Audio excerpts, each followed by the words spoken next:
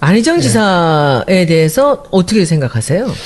뭐 두 분의 저는 워딩이라든지. 개인적으로는 잘 모르는데 뭐 그 젊고 상당히 그 포텐셜이 많은 정치인이다. 또 뭐 이미 포텐셜이 아니라 이번 그 대선 전국에서는 상당히 유력한 후보로 지금 뭐 그 여론조사라면 최근에는 2위로 떠오를 정도로 뭐 훌륭한 분이고 뭐 훌륭하지 않은 분이 도지사까지 하고 그렇게 하겠습니까? 뭐 각광을 받고 상당히 능력이 있는 정치인이라는 생각은 들고요.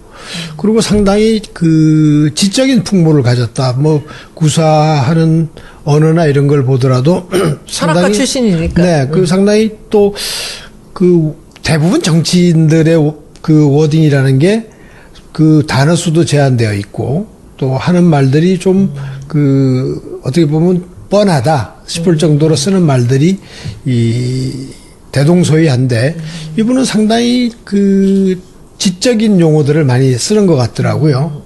그리고 특히 뭐 그 말에는 아무래도 자신이 있으신 분 같아요. 그래서 상당히 그 여러 가지 말들을 하고 전번에 대연정 때도 저는 조금 사실은 문제가 있다는 생각을 했는데 같은 맥락에서 이번 말씀도 본인은 선한 의지를 갖고 했겠지만 좀 그 받아들이는 쪽에서는 저로서는 좀 편치 않은 대목이 있습니다. 왜 그러냐면 이분이 그 박근혜, 이명박 전 대통령들이 한 일도 그분들이 선한 의지를 갖고 했을 것이다. 그렇게 이야기를 했고 또 그 미르재단 K스포츠 재단을 지목해서 이야기하면서 그것도 선한 의지로 좋은 일이라고 그렇게. 사회적 대기업으로부터 좋은 후원금을 받아서 그 여러 군데다 좋은이라는 또 선한이라는 형용사를 붙이셨는데 하려다가 법과 제도를 따르지 않아서 뭐 이렇게 됐다. 본인이 해명 발언에서도 법과 제도를 이제 이번에는 방점을 그쪽에다 찍어서 말씀을 하셨는데 제 생각은 법과 제도를 따르지 않으면 이미 선한 의지가 아닙니다. 그리고 뭐 또 그분이 좋은 말씀을 많이 하시더군요. 그 자기는 남과 토론이나 대담을 할 때 남의 말은 일단 액면 그대로 받아들인다. 그런 게 뭐 선한 의지다. 그런 그 어저께 JTBC에 나와서 하는 해명 발언에는 그런 이야기를 하던데 저는 그게 그렇게 편하게 들리지가 않았어요. 그렇죠. 네. 그 다른 건 몰라도 K스포츠 재단 미르재단을 선한 의지라고 이야기하면 아니죠. 이 세상에 뭐 선한 의지가 아닌 게 있겠습니까? 그건 실수 좀 하신 것 같아요. 네. 법과 제도를 따르지 않아서 결국 결과적으로 문제가 됐다는 이야기인데 결과 이전에 지금 그 사람들이 범죄 사실이 속속 밝혀지고 있고 그게 선한 의지가 아니었다는 게 드러나고 있는데 법과 제도를 비끼면서 생겨난 거예요. 네, 처음부터. 네. 그렇죠. 그거 시작부터가 반대말입니다. 그리고 그렇고. 그건 제 전공인데 이 미르재단이나 K스포츠는 저는 사실 안희정 지사랑 개인적인 친분이 있어요. 우리 시댁 고향 분이고요. 그리고 예, 이재명 시장도 개인적으로는 참 좋아하는 분들인데 그동안 이제 지지율 오르는 것도 쭉 지켜보면서 저는 굉장히 좋은 고무적인 부분들도 많이 봤습니다. 근데 제가 어제 그 선한 의지를 얘기한 것까지 그 강의 동영상도 제가 봤습니다. 그때까지는 여기서 무슨 오해가 있을 수도 있고 혹시나 잘못 왜곡이 됐을 수도 있겠다 했는데 딱 걸렸던 게 제가 그 미르재단하고 K스포츠예요. 그것은 예를 들면 안 되는 겁니다. 그런데 저는 거기서 또 한 가지 실망을 한 것은 JTBC 나오셔서 생방으로 해명을 하는데 제가 보기엔 그건 악수였어요. 그건 모르지 정말 좋은 기회였거든요. 내가 이 얘기를 한 거는 좀 잘못된 것 같다. 그러나 내 생각은 인간의 기본적인 그 선한 의지에 대한 그런 믿음이 있다. 토론은 거기서부터 시작한다. 그러나 K스포츠 미르재단 얘기를 내가 예를 든 것은 내가 잘못한 거다. 이렇게 하셨어야 되거든요. 근데 끝까지 그것을 계속 이렇게 뭐 자기가 잘못 얘기한 것을 본인 스스로가 자꾸 이렇게 무마를 하려고 하면서 막 이상해졌죠. 그런데 정말 그 얘기를 듣고 저는 제 귀를 의심했어요. 어떻게 지금 미르재단 K스포츠를 지금 상황에서 대선 후보의 경선에 나선 사람이 선한 의지라는 말로 여기를 하느냐. 그런 중에 제가 아침에 이제 그 문구를 지옥으로 이르는 길이 선한 의지로 포장돼 있다라는 거를 보고 제가 그냥 인용한 거죠. 그냥 올렸는데 뭐 난리가 났어요. 근데 저는 그 예폭 선생님한테 과연 이 선한 의지가 이렇게 나쁜 쪽으로 쓰이는 것도 좋지는 않다고 생각해요. 어떻게 지옥으로 이르는 길에 포장된 그 재료를 갖고 우리가 지금 얘기를 하냐 하는 거는 저는 좀 사실 마음이 좀 걸리는 부분이 있지만은 지금 이 순간에 오늘 얘기를 하지 않고 넘어가면은 그 다음에 더 걷잡을 수 없는 일이 일어날 것 같아요. 왜냐하면 우리 당 경선 후보자고 또 제가 참 아끼는 그런 그 정치인이고 그래서 저는 여기에 대해서 조금 더 가고 싶은데 여기서 이제 제가 한마디 더 드릴 거는 이 지지율이 올라가는 데서 조금 흥분한 게 아닌가라는 생각이 들어요. 네. 뭐 우선 재단이라면 제가 전공이라면 전공입니다. 재단이 그러시죠. 제가 여기 오기 맞지? 전까지도 재단에서 일을 했고 예. 제가 뭐 몇몇 재단의 대표를 맡아 있기도 했는데 사실은 저는 K스포츠 미르재단만 생각하면 우라가 침입니다. 요즘 젊은 사람들 말로 뚜껑이 날아갑니다. 왜냐하면 그 사람들이 여기저기서 돈을 다 걷어가 버려서 그야말로 모금을 해서 소외된 이웃들을 위해서 써야 될 재단들이 모금을 못하고 있습니다. 그래서 저는 심지어는 지금 이번 사건에 연루된 사람들이 법적 대가를 치르고 나면 그 모금 전문가로 영입을 할까도 제가 생각을 했었던 사람입니다. 누구를? 최순실을? 최모 씨나 박모 이런 분들이 다 모금을 잘하잖아요. 아, 그거 뭐 협박하는 거지. 예, 그러니까 대통령이 그렇게 한 거죠. 그 협박을 해서 모금한 걸 선한 의지라고 그러면 그렇죠. 곤란하죠. 그리고 바터제로다가 그리고 이제 거기서 제가 국민연금 말씀드리고 같은 싶은 노후 자금들을 건드려가지고 그거를 담보로 그렇게 해서 협박을 해서 모금을 해놓고 선한 의지라는 소리를 하고 있으니 제가 지금 그야말로 뚜껑이 열립니다. 그 선한 의지로 또 거기다 돈 낸 사람 지금 들어가 있는데요. 그러니까. 근데 그 받은 사람들은 지금 아직도 지금 뭐 재판도 잘 진행이 안 되고 있는 실정인데 제가 여기서 한 말씀 드리고 싶어요. 뭐 제가 그 대선에 관계를 하게 돼서 하는 말씀이 아니라 원칙적으로 정치인이 물론 선거에 나오면 지지율에 민감할 수밖에 없죠. 뭐 화보 또 맨날 신문에 지지율이 나오고 지지율이 좀 올라가면 정말 일희일비 하는 것 같은데 아무리 지지율 올라가는데 좀 재미가 들렸어도 해야 될 일이 있고 하지 말아야 될 일이 있고 해야 될 말이 있고 좀 가려야 할 말이 있습니다. 대연정이라는 것도 그렇고 이번 선한 의지도 그렇고 대연정이라는 게 결국은 적군과의 동침을 이야기하는 겁니다.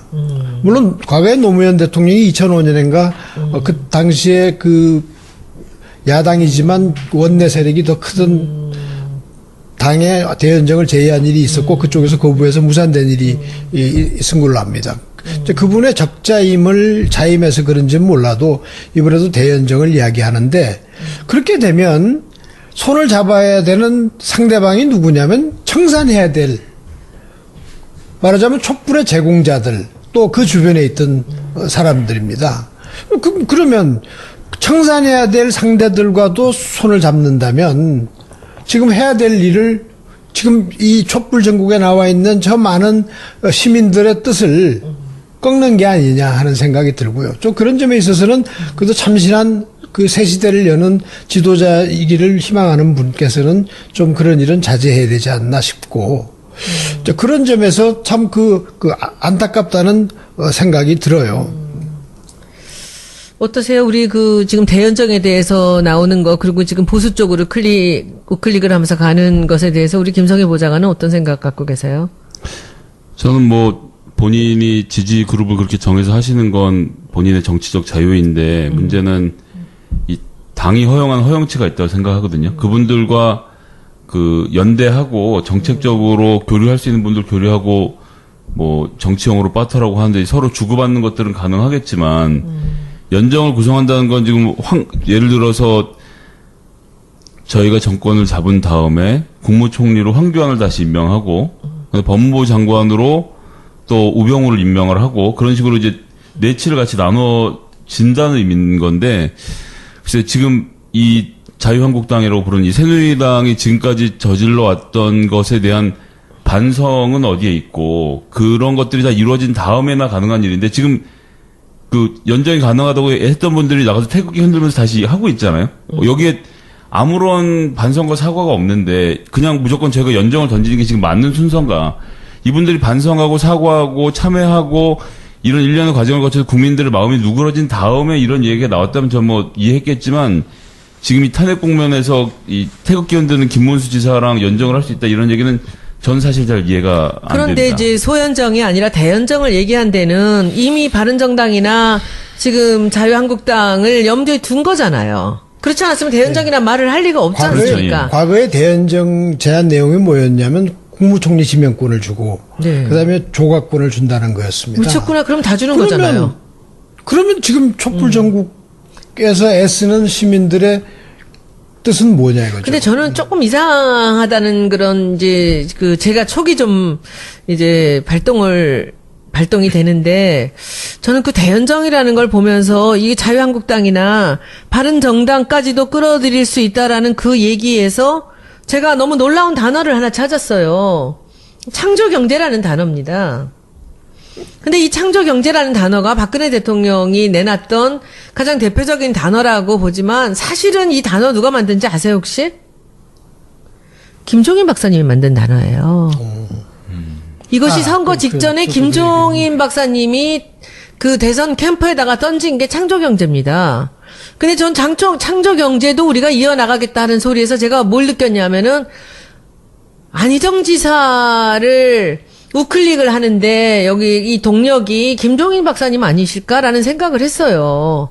게다가 요즘에 굉장히 두렵게 느끼는 것 중에 하나가 이게 두려운 거는 제가 뭐 이분들이 힘이 세서 들어온 게 아니라 이래서는 안 되는데 싶어서 지금 두려운 거 하나가 뭐냐면은 지금 얘기 계속 그 김종인 박사께서 얘기하시던 게 뭐였어요. 3년제로 일단 하고 내각제로 가자는 거잖아요. 대통령을 3년만 하고. 근데 이것이 개헌의 시간이 없으니까 그냥 없어지는 듯 했는데 지금 5시에 나오고 있는 얘기 있지 않습니까? 김성애 보좌관 알죠? 뭐예요, 그게? 대통령 선거를 동시에 예, 개헌을 동시에 하자는 거죠. 예. 그렇다면 뭐예요? 이 카드를 받는 사람을 밀어줄 수 있게 근데 이 되는 카드가 거예요. 뭐죠? 개헌과 대통령을 내가 대통령이 되면 개헌을 동시에 치르고 3년을 하겠다. 그렇지. 라고 약속하는 그러니까 사람. 이 3년이라는 카드를 김종인 대표가 계속 했던 얘기예요. 개헌을 하면서 대통령을 일단 3년만 한다, 지금. 그런데 문재인이가 욕심을 내느라고 이걸 받지 않는다. 뭐 이렇게 얘기를 했잖아요. 그런데 지금 그 얘기가 솔솔 나오는 게 아마도 저는 지금 김종인 박사께서 안희정 지사랑 뭔가가 연대가 돼 있고 이분들이 3년만 하겠다. 개헌과 대통령 선거를 같이 하자라는 거를 공약으로 카드로 들고 경선에 나설 수도 있겠다는 생각이 드는 거예요. 어떻게 생각하세요? 제 너무 상상력이 풍부한가? 개헌 문제는 그렇게 간단한 문제가 아닙니다. 그러니까. 과거에 우리가 12.12 사태가 나고 나서 그 10대 국회에서 박 대통령이 6.5로 돌아가고 나서 그 개헌 특위가 꾸려졌던 일이 있습니다. 그게 뭐 갑론을박 그게 합의점을 찾기까지는 엄청난 세월이 걸리고 노력이 필요한 건데 지금 개헌을 부르짖는 분들은 대체로 면면을 보면 그 말씀하시는 것들은 틀리지는 않습니다. 개헌이 필요하죠. 지금 현재의 대통령제의 문제점이 많죠. 5년 단임제가. 그러나 지금 이 시점에 탄핵이 인용이 되느냐 안 되느냐 지금 불확실성이 너무 많은 이 시점에 거기다 개헌까지 얹혀서 근데 개헌을 부르짖는 분들이 대부분 집권 가능성들이 좀 떨어지는 분들이에요. 그러니까 이분들이 개헌을 통해서 뭐 협치 같은 걸 하겠다. 또는 뭐 역할 분담을 해서 권력을 좀 나눠 가지면서라도 그 권력에 좀 가까이 가보겠다. 그런 의지들이 강한 분들이 개헌을 대체로 부르짖는 것 같습니다. 그러나 이 시점은 지금 제가 볼 때는 개헌 논의를 하기에는 너무 엄중한 시기다. 개헌은 조금 이따 이야기를 해도 됩니다. 왜냐하면 이렇게 서둘러서 개헌을 해서 좋은 헌법을 우리가 만들어낼 수 있겠는가? 그 또 누더기 같은 헌법을 만들어서 또 그러고 나서 또 개헌을 해야 되는 사태도 올 수 있습니다. 그렇기 때문에 지금은 정말 우리가 선택과 집중을 해야 될 때 같아요. 자, 탄핵이 인용이 되느냐 마느냐. 또 거기도 지금 여러 가지 가능성들이 나오고 있지 않습니까?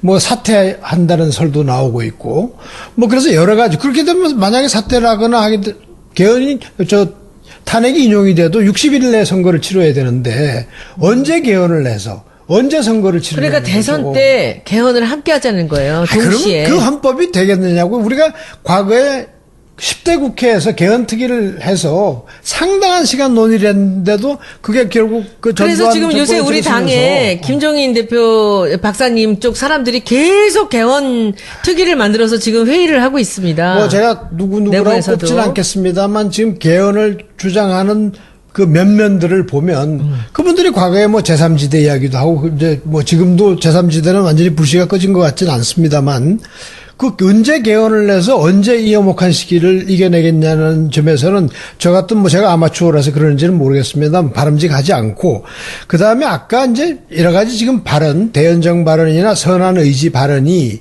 사실은 제가 볼 때 맥락이 같습니다.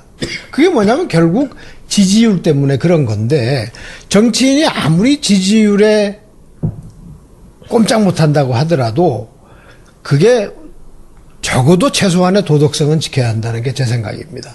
정치인이. 그래도 이 나라를 이끌어갈 지도자라고 자임한다면 적어도 손잡아야 될 세력, 손잡지 말아야 될 세력, 청산해야 될 세력, 같이 해야 될 세력이 누군가는 분명히 해야지 이런 엄혹한 전국에서 피아를 구분하지 못하고 누구하고라도 손잡겠다? 이건 전 곤란한 발상이라고 근데 생각합니다. 우리 예폭 선생님, 우리가 이 마케팅을 하고 광고를 하고 브랜드를 만들다 보면 그런 유혹에 빠질 때가 굉장히 많아요.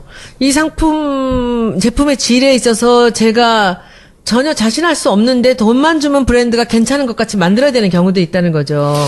근데 광고에서의 그 도덕성에 대해서 어떻게 생각하세요? 제가 그 문제 때문에 그 강의 시간에도 가끔 한 이야기인데 토인비 같은 분도 그랬고 아마 프리드만 선생 같은 분도 마케팅에 대해서 굉장히 부정적인 말씀을 남긴 게 있어요. 그렇죠. 속인다 사람을. 그렇죠. 현혹시킨다. 팔 수 없는 물건을 팔지 말아야 될 물건을 파는 마케팅은 그건 사기죠. 도덕적으로 문제가 네네네. 있다. 저도 그건 뭐 사기죠. 정말 말씀대로. 그래서 마케팅도 도덕을 지켜야 하지만 정치인에게 또는 정치에 있어서 도덕성은 가장 중요한 덕목이 아닌가 생각이 들고요. 그래서 아무리 지금 정권이 눈앞에 보이고 권력이 눈앞에 보인다고 하더라도 우리가 금도를 넘어서는 안 되겠다. 박근혜가 저기 헛된 공약 갖고 사람들 현혹시켜가지고 결국은 나라를 이 꼴로 만든 거 아닙니까? 나라를 어떻게 하겠다는 처음부터도 그 선의조차도 저는 없었다고 생각하거든요. 저는 사실 이런 이야기 뭐 이 자리에서 적절한 이야기인지 모르겠습니다. 제가 바깥에 있을 때는 이번 선거에는 공약은 보지도 말아야 된다. 그런 이야기를 한 적이 있어요. 제가 어느 언론 기관에 그 무슨 그 자문을 하면서 이번 선거를 어떻게 검증할 것이냐 뭐 그런 주제의 그 토론회가 있었어요. 제가 그때 그 대담 장소에 가서 이번 선거는 공약은 볼 필요가 없다. 우리가 경제민주화라는 공약 때문에 속아갖고 이 지경이 됐는데 그 정부가 집권하자마자 경제민주화는 헌신짝 버려버렸는데 지금 이런 정부 우리나라 선거, 우리나라 정치에 있어서 공약이라고 하는 것이 빌공짜 공약이라는 건 너무나도 많이 봐왔습니다. 그러니까 그런 거를 지금 이 엄중한 시기에 그런 공약에 또 좌지우지돼서 물론 공약이라는 게 중요하죠. 그러나 그 경제민주화 공약처럼 선거 끝나자마자 엎어버리고 버려버리면 왜 버렸을까? 네? 최순실 옆에서 버리게 했겠죠. 돈을 재벌들한테 빼내려고 이렇게 작정을 했으니. 그래서 선거용 공약에 대해서는 좀 우리 유권자들께서도 이제는 정말 그 옥석을 좀 가려야 되겠다는 생각이 듭니다. 그런데 저는 지금 이런 도덕성이라는 거, 정치인의 도덕성이라는 게 무슨 뭐 돈 문제, 여자 문제 이런 것이 아니라 그냥 내가 지지율을 높이고 내가 되면 그만이다라는, 되기만 하면은 그때 가서 잘하면 된다라는 이런 생각들을 하기 때문에 아마 이제 지키지 못할 것, 자기 속의 성향하고 좀 다른 이런 얘기들을 하는 게 아닌가 싶은데 요즘 YS하고 많이 비교를 하지 않습니까? 안희정 지사를. 뭐 어떤 의미에서 비교를 하는 거죠?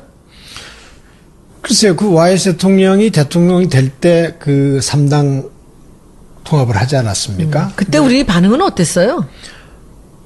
국민들 그때 반응은. 결국은 이제 뭐 집권하기 위해서는 누구하고라도 손을 잡는다.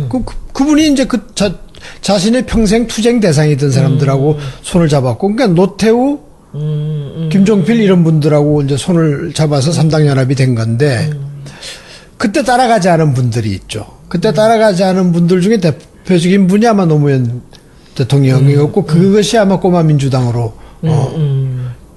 기억하지 않습니까? 근데 그때 이미 뭐 지금 돌아가신 고인 또 큰 정치인인데 그분에 대해서 뭐 왈가왈부하는 것은 좀 후손으로서 결례되는 점도 있습니다만 그때 이미 정치의 도덕성이 상당히 무너졌다.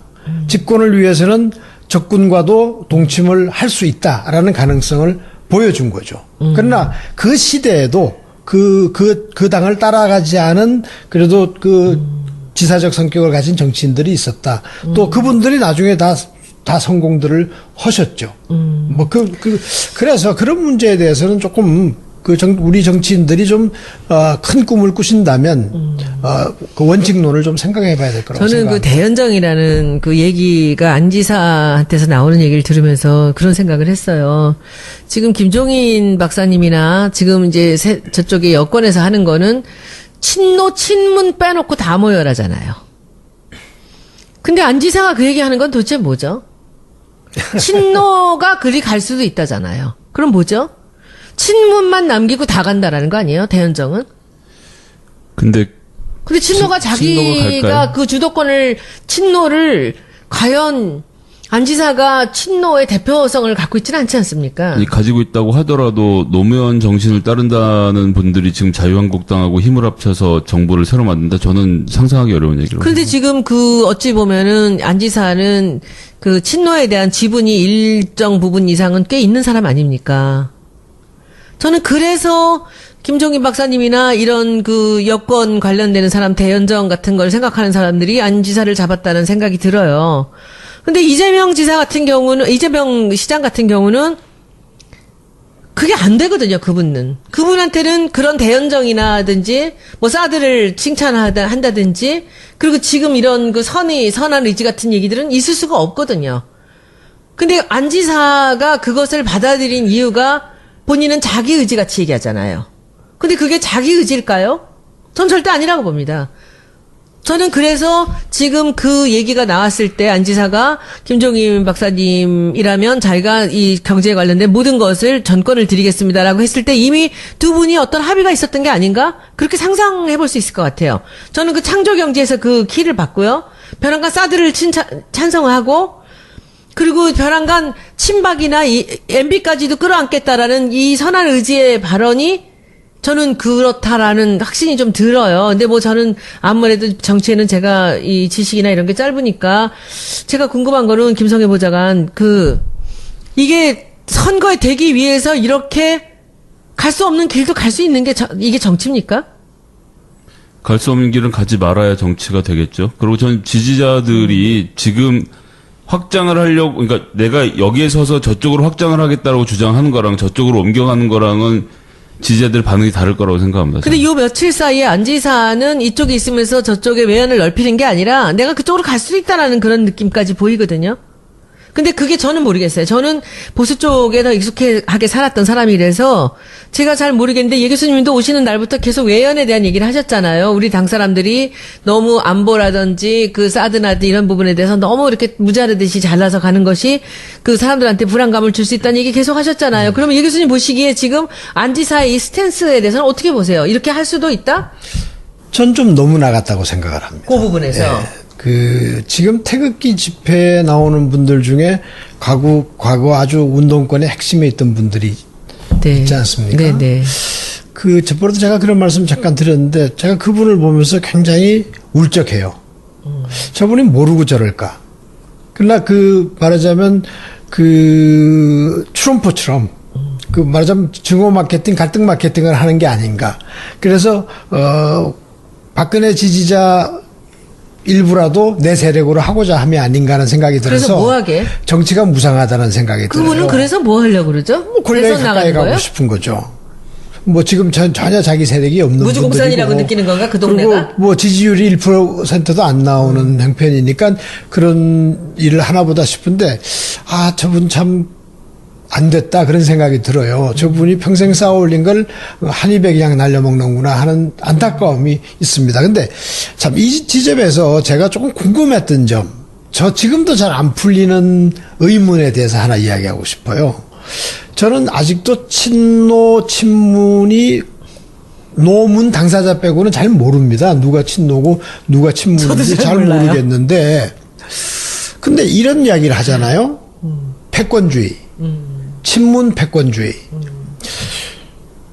패권주의라는 게 뭐 제 짧은 시키론으로 알기로는 그 헤게몬이라는 말의 번역입니다.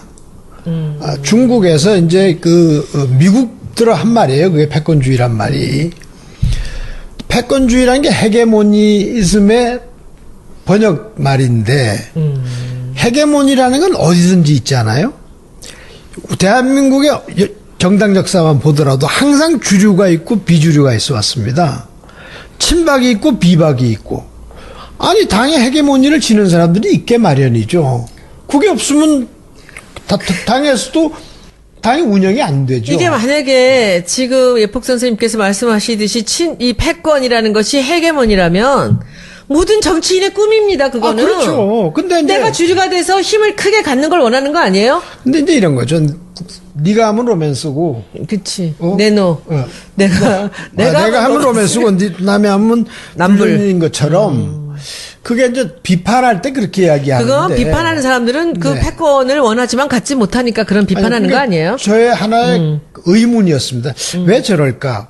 대한민국 정당 역사를 보면 주류 비주류가 없는 쪽이 없고 또 비주류는 항상 주류를 성토하고 뭐 그런 식으로 또 적당히 결국 정치라는 게 타협인데 결국 타협을 하고 중간점을 찾아내서 합의를 도출하고 뭐 이런 게 정치라고 저는 생각을 합니다. 근데 그걸 가지고 지금 예를 들어서 당권을 진 사람들이 패권이라면 그 당권을 진 사람이 있어야 안 진 사람도 있고 그쵸. 여당이 있으니까 야당도 야당이 있고 하는 거죠. 이제 그런 관점에서 이해를 해야 되는데 그거를 완전히 무슨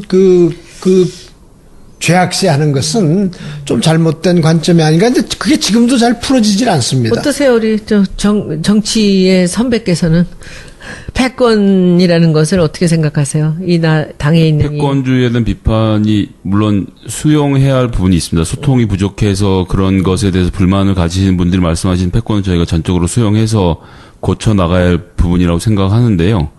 근데 기본적으로는 예전에 없던 패권 논의가 나오는 것은 예전에는 패권이라는 비판을 못할 정도로 패권을 가진 사람이 패권이 컸기 때문이고 지금 실질적으로 그런 것을 통제할 수 있는 능력이 없는 거죠. 그러니까 이미 민주화도 많이 진전됐고 뭐 문재인 후보도 그렇고 이 당의 그 지도자 역할을 하시는 분들이 뭐 정치적으로 보복을 하거나 이 폭력으로 푸시하거나 이런 것이 많이 사라졌기 때문에 모두가 말을 할 수 있어서 너는 패권이라고 얘기하는 거예요. 그러니까 패권이 없는 사람에게 패권이라고 욕을 하는 거고 실제로 패권이 있는 사람에게는 예를 들어서 박근혜가 패권이 있다라고 새누리당에서 욕한 사람은 없었지 않습니까? 제가 보기에는 전대미문의 권력을 가지고 뭐 진짜 말 그대로 하고 싶은 대로 샤넬 핸드백 하나 얻자고 막 사람들 불러다 청와대에서 막 이거 한 거 아닙니까? 지금 이러는 동안 아무도 한마디도 못하고 지나간 것이 이런 게 진정한 패권이고 지금 여기는 아주 많이 열어주면 소통이 좀 어려운 측면이 있지 않느냐 이런 정도 비판이 모르겠는데 전 패권 없다 생각합니다. 사실관계는 바로 잡죠. 그 샤넬 핸드백은 최순실 아닙니까? 예, 최순실이 그걸 받으려고 얘기를 했는데 이제 다 들어주고 이런 과정을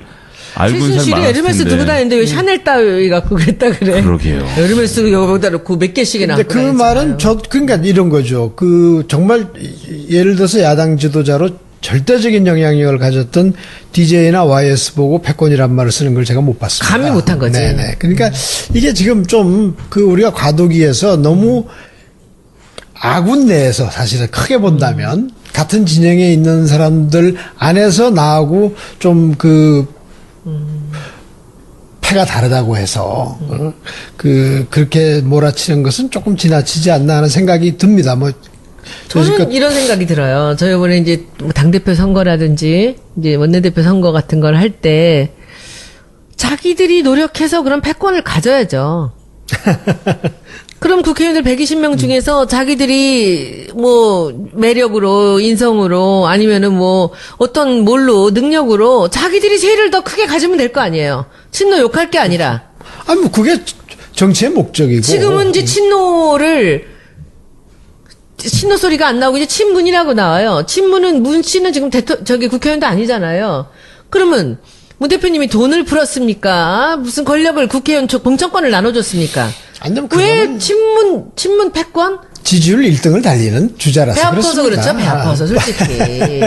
저는 패권주의란 말은 갖지 못한 사람들이 배 아파서 하는 소리라고 생각해요. 하여튼 좀 그 말은 조금 저도 어폐가 있고 좀 궁금했었어요. 왜들 저런 말들을 쓰나 하는 생각은 드는데 근데 뭐 그건 뭐 그 이유는 뻔하죠. 그 지지율 1위를 달리고 뭐 대세고 그야말로. 근데 이 시점에서 전 우리 정치인들이 좀 각성하고 생각해야 될 게 있다고 생각을 합니다. 무슨 말씀이냐 하면 지금 절체절명의 과제가 정권 교체입니다. 그럼 정권 교체를 하기 위해 그 말에 이의를 다는 분은 없을 거예요. 그럼 누구에게서 누구로 교체를 하느냐 이 대목에서 이해들이 엇갈리는데 만약에 지금 범야권에서 만약에 정말 만에 하나를 이야기하는 겁니다만 정권 교체를 못한다면 정말 역사에 죄를 짓는 거라고 저는 생각합니다.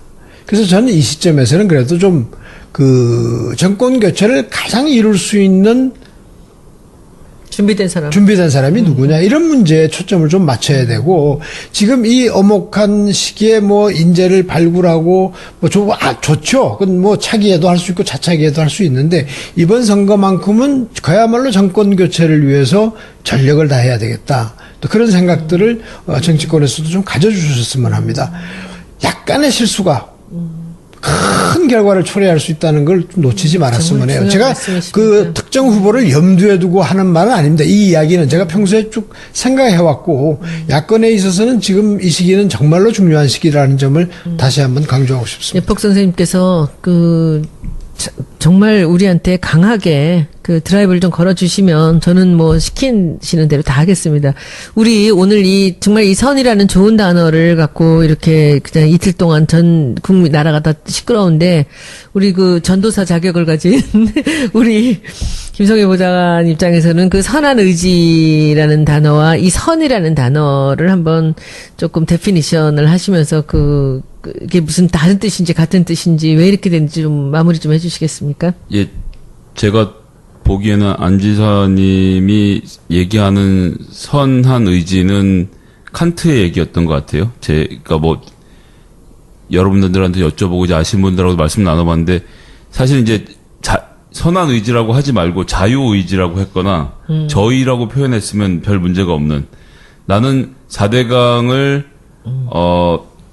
국가를 위해서 파겠어라고 이명박이 얘기했을 때 그러니까 저희 기존의 정치권의 태도는 야 말도 꺼내지 마.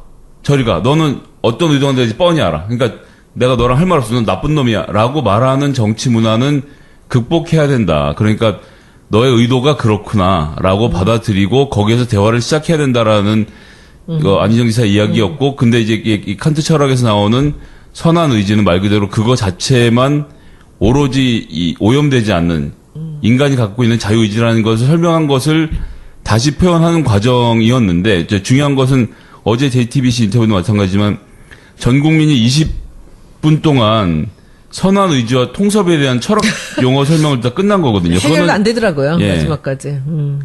그런 것은 처음에 한두 마디 정도 하고 저는 여기에 대해서 더 이상 할 말도 없고 드릴 말씀도 없으니 다음 주제로 넘어갑시다 했었어야 한다고 생각합니다. 근데 너무 이렇게 뭐랄까 가르치려고 하니 배울 자세가 안 돼 있는 손석희 앵커가 화가 난 거지. 내가 여기서 지금 너한테 철학 강의를 들어야 되냐 하니까 그냥 그걸 자꾸 늘어져서 좀 일이 어그러진 것이 아닌가라는 그런 좀 안타까움이 있는데 저는 안 지사님의 마음을 또 한편으로는 알겠습니다. 그래서 하여튼 대화를 해야 된다라는 것을 알겠는데 이게 충청도 앞에 도로를 하나 뚫어서 땅값을 올리려는 사람의 선의를 알고 그 사람하고 대화하는 것과 이 나라를 전체로 봤을 때 이 나라를 국가를 경영하는 문제는 완전히 다른 문제라고 저는 생각하거든요. 근데 그 동네에서 해보니까 촐로들 오셨을 때 그분들 앉혀놓고 1시간 30분이고 욕을 먹더라도 이야기를 들어드리니까 문제가 풀리더라.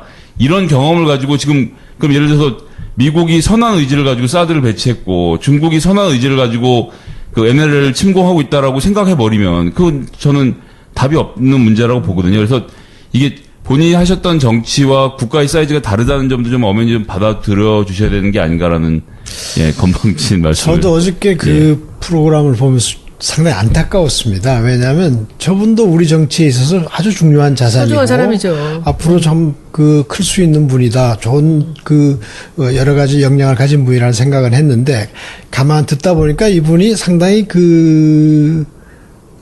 대담도 즐길 뿐만 아니라 토론 같은 걸 즐기시는 분 같아요. 즐기기엔 뭐 그게 별로 좀 근데 쉽게 남이 알아들을 수 있게 잘은 안 하시잖아요. 상당히 그 지성미를 풍기는 그런 단어들을 많이 구사하시고 철학해서 했는데 그렇지.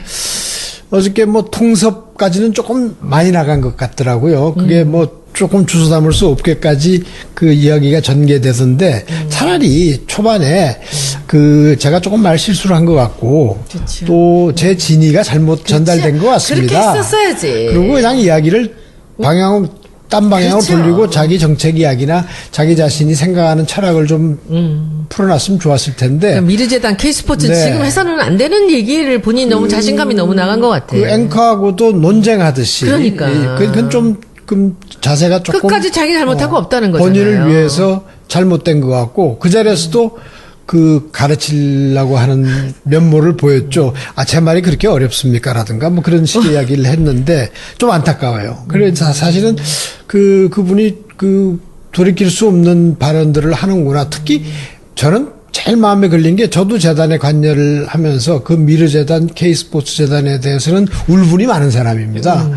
그런데 그런 재단을 이름까지 지목하면서 선한 의지로 동계올림픽을 잘 치러보겠다는 생각을 갖고 그것은요 무지한 거예요. 네, 그거는 좀 안타까웠습니다. 예, 그건 무지한 소치에서 그런 말이 나오는 거지. 지금 시점에서 우리 교문이 제가 위원으로서 그 몇 달 동안을 그게 되면서부터 그쪽만 갖고선 여태까지 씨름해온 사람으로서는 그건 있을 수 없는 얘기라고 저는 생각합니다. 저는 안 지사를 좋아합니다. 그리고 굉장히 소중한 자산이라고 저는 생각하는데 어제는 제가 이 사람이 마지막에 얼마든지 사람들한테 사과를 하거나 자기 말이 잘못된 부분에 있어서 다시 한번 뭔가 해명을 할 수 있는 기회를 놓친 거예요. 그 좋은 기회를. 그래서 오늘 우리가 이 시간을 갖게 되었고요. 일단은 저는 뭐 더 이상 이 얘기를 할 필요는 없을 것 같습니다. 오늘 예 교수님 모시고 예폭 선생님 별명 우리 지었고요. 그리고 오늘은 짧게 마치는데 다음번에는 뭘 할까요? 주제를 3개만 줘보세요. 3개만 더 하죠. 글쎄요, 제가 좋아하는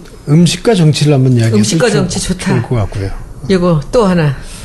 또 얼핏 생각은 안 나는데 이미지 포지셔닝의 문제. 좋아요. 그게 선거와 이미지 포지셔닝. 네, 선거랑 하죠. 굉장히 중요하거든요. 네네. 근데 사실은 이건 가르쳐 드릴 분만 가르쳐 드려야 되긴 하는데. 이거는 구체적인 건 하면 안 돼. 하나만 더 하면은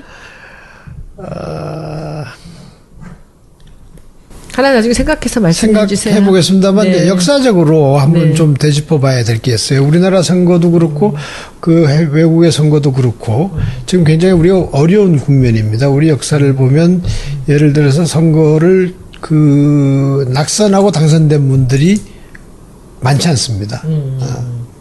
그렇기 때문에 선거를 참 조심스럽게 치러야 된다 하는 말씀을 드리고 싶어요. 우리나라 선거에서 낙선하고 당선에 정말 쾌거를 이루는 분이 YSDJ 2분밖에 없습니다.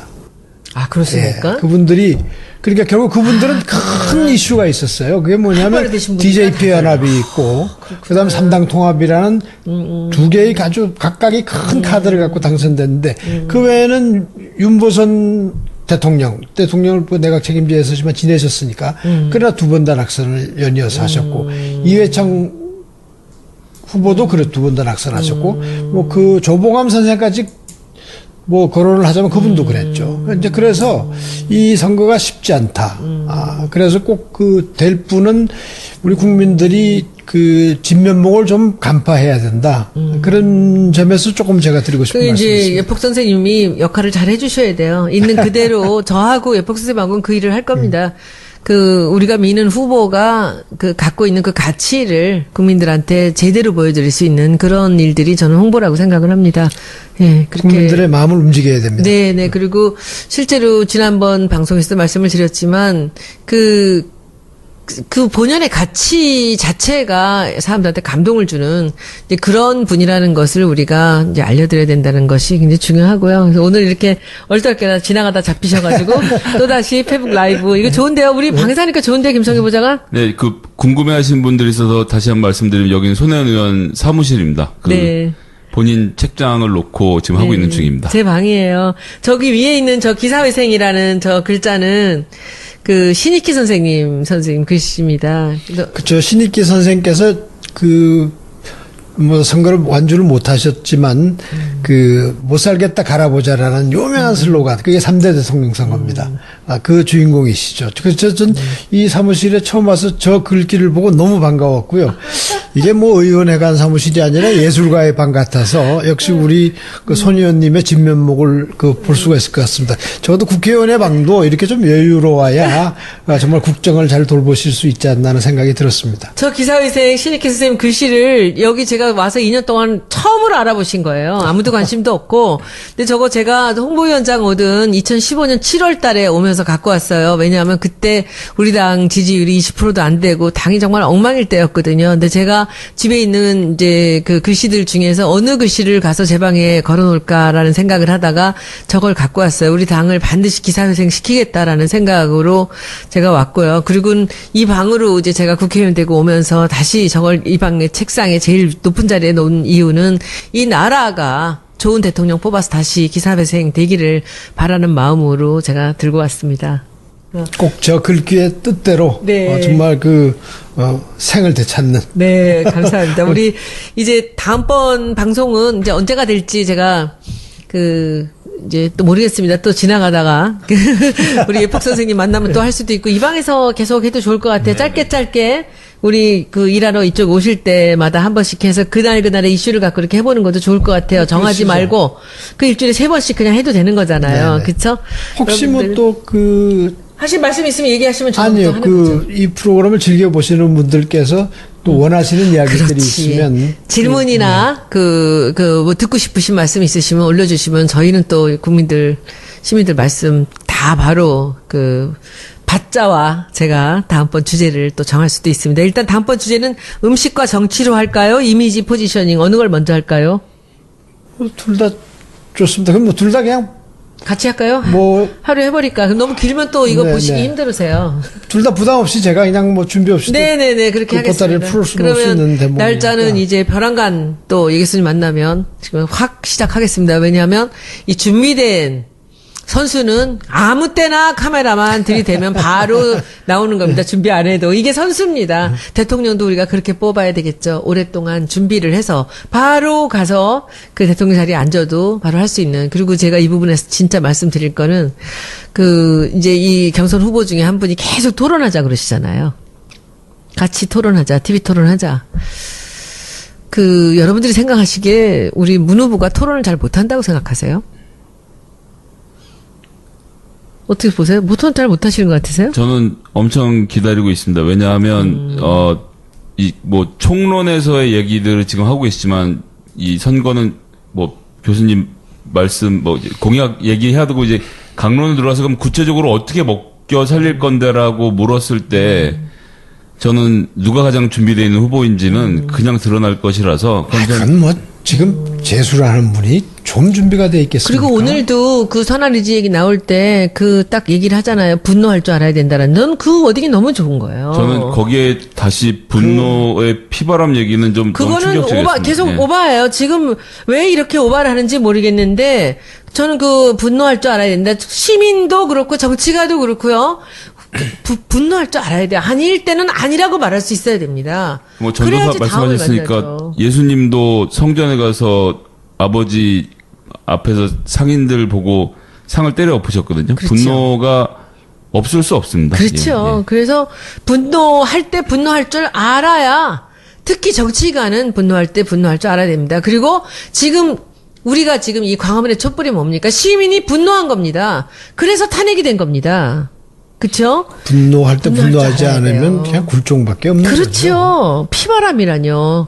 어떻게 그런 얘기를 해요. 그러니까 참으로 이상한 게 저는 제가 좋아하던 그 안지사가 맞나 저는 어제 오늘 사이에 그런 참 고민이 있습니다. 왜 이렇게 얘기를 하는지. 좀 안타까운 점잖은 대응에 점잖지 않게 또 맞대응을 하신 그렇죠. 셈이 돼서 조금 안타깝습니다. 그러니까 옛날 노무현 대통령 하셨던 얘기 있잖아요. 검사들하고. 뭐죠? 한번 해보자는 이쯤 되면 막 가자는 얘기입니까? 라는 얘기로 오늘 방송을 끝내겠습니다. 감사합니다. 네, 감사합니다. 감사합니다.